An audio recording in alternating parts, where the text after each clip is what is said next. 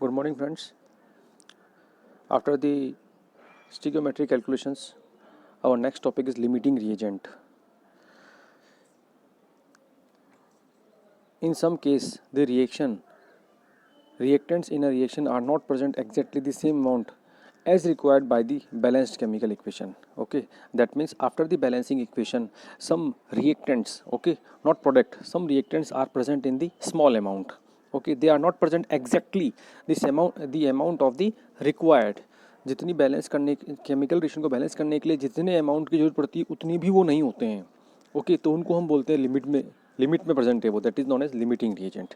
Okay, next one is the reactant which are completely consumed by the ending of the reaction are called limiting reagent or limiting reactant. In any chemical reaction, suppose more than two chemical reagents are there in reactant side. Okay, suppose two reactants are there and any one reactant is present in the small amount in limit, which one is completely consumed at the end of the reaction.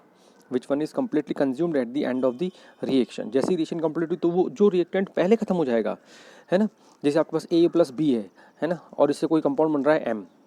अब reactant में ए और B compound है, अगर ए compound पहले खत्म हो गया B से तो ए क्या हो जाएगा, लिमिट में हो गया, तो वो उसको बोलेंगे लिमिटिंग रिएजेंट. अगर बी पहले खत्म हो गया, ए बाकी है अभी तक, ए और बी ने दोनों ने आपस में रिएक्शन की लेकिन बी पहले खत्म हो गया और ए अभी तक कंप्लीटली कंज्यूम नहीं हुआ है, तो बी क्या हो गया, लिमिटिंग रिएजेंट हो गया. Okay, that is known as limiting reagent. Definition से पता लग रहा है कि ये लिमिट में प्रेजेंट है.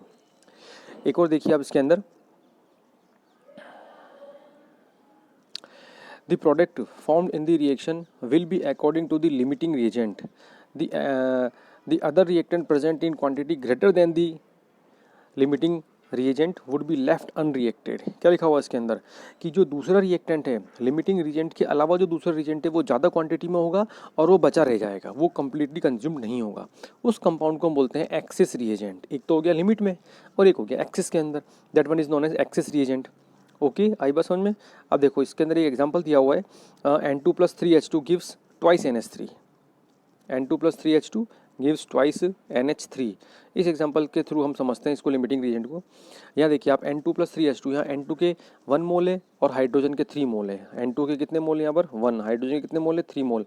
प्रोडक्ट साइड क्या बन रहा है, 2 मोल ऑफ अमोनिया का फॉर्मेशन हो रहा है. अमोनिया का 2 मोल ऑफ अमोनिया का फॉर्मेशन हो रहा है प्रोडक्ट साइड. ठीक है, अब इसको आप देखिए यहाँ पर, if the reaction mixture contain 1 mole of N2 and 4 mole of hydrogen. यहाँ पर 4 मोल की जगह आपको 3 मोल समझना पड़ेगा, है ना. ये that even is 3 mole of hydrogen, that then only 1 mole of N2 and 3 mole of hydrogen will be used up.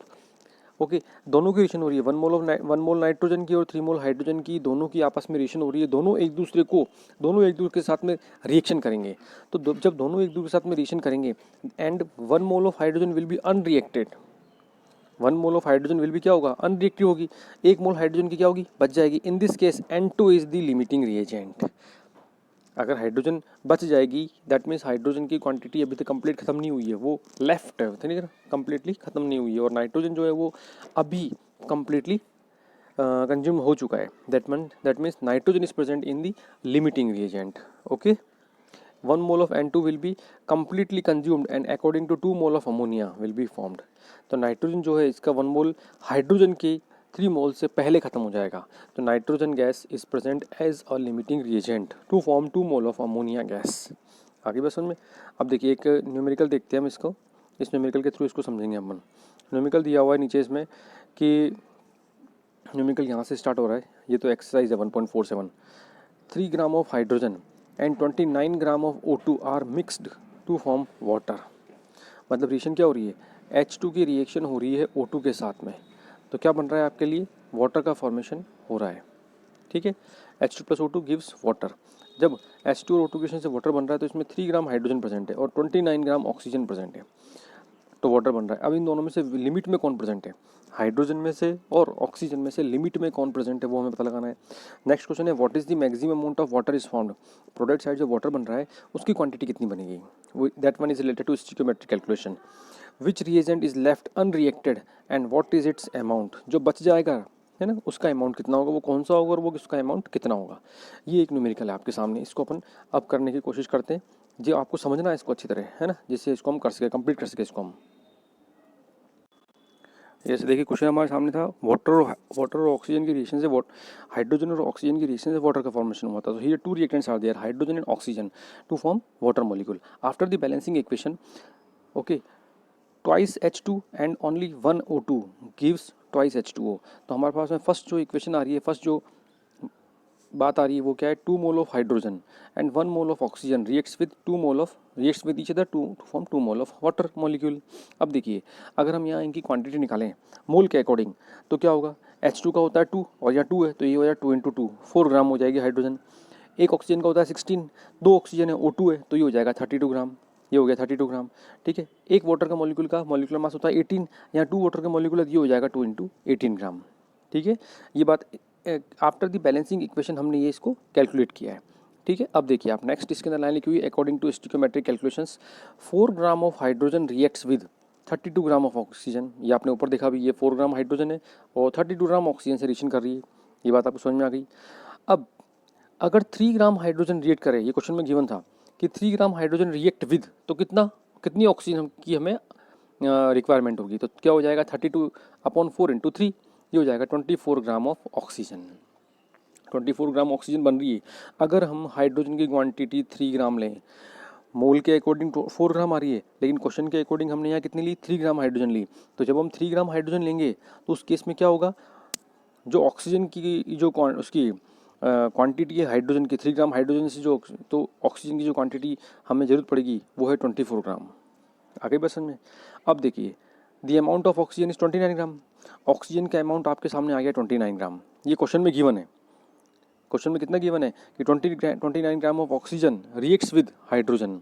तो 29 ग्राम ऑक्सीजन क्वेश्चन में दी हुई है, लेकिन अभी हमने जब कैलकुलेट करके देखा तो ऑक्सीजन कितने ग्राम आई, 24 ग्राम आई ऑक्सीजन.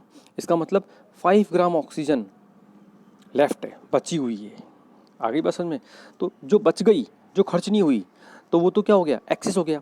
लेकिन इसके हिसाब से हमने क्या पता लगाया थी, hydrogen will B limiting reagent. Hydrogen आपके पास में कम थी तो वो पहले खत्म हो गई. ऑक्सीजन तो एक्स्ट्रा 5 ग्राम बच गई ना आपके सामने, ये आपने कैलकुलेट करके निकाला भी.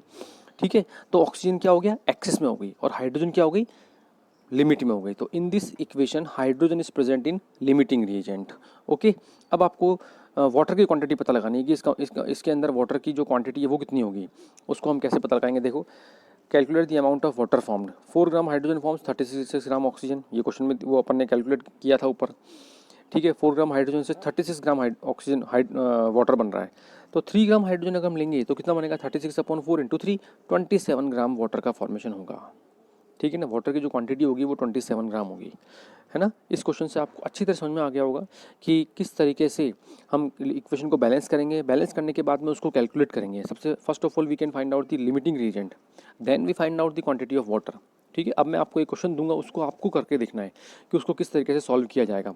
ठीक है, ओके.